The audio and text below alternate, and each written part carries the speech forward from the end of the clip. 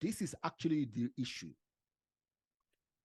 For decades, the biggest employer in a nation, government, hired staff, give away contracts, do everything not on merit. That's it. That's the big point. Yes. Okay. So this is it. That's it. Now, and my point is, it's not so straightforward. Okay. Because, like the private business and its client, for example, I mean, that's a very straightforward thing. You don't do the job, you don't get paid. Simple. Yeah.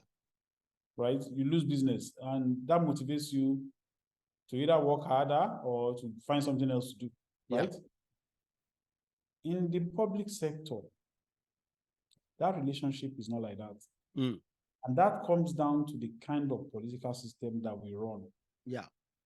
Our political system makes it almost impossible for the people in charge of our affairs to be accountable to the people that they're supposed to be representing. And that's the fundamental problem that we are talking about here. Is a fundamental issue. I mean, a lot of countries have that same issue. I mean, practically all countries have it to some degree. Yeah.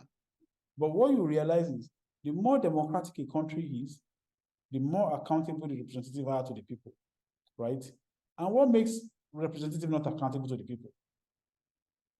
Part of it is the makeup, the society. The more divided people are, of course, the more difficult it will be for them to unite against the ruling class. Their oppressor. I was shying away from that. Let's just say the ruling class. That word is so popular now. So now we have a country that's divided on so many fronts. Yeah. So how are we going to ever be able to hold people accountable when we are so divided?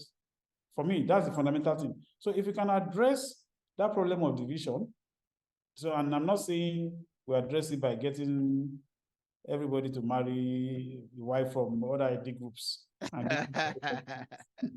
what do you call them? People with ancestry from different parts of the country. No. Yes.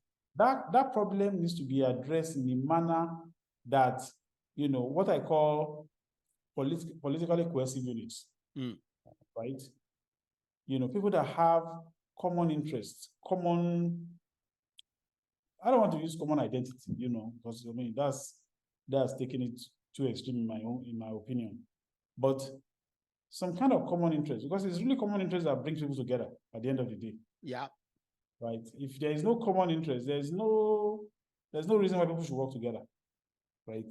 And at the end of the day, progressive societies are where a large chunk of the people have agreed to work together in a manner that benefits everyone. Yeah. So that thing has to be baked into our political system, into our constitution. I think it's the biggest challenge that we are facing.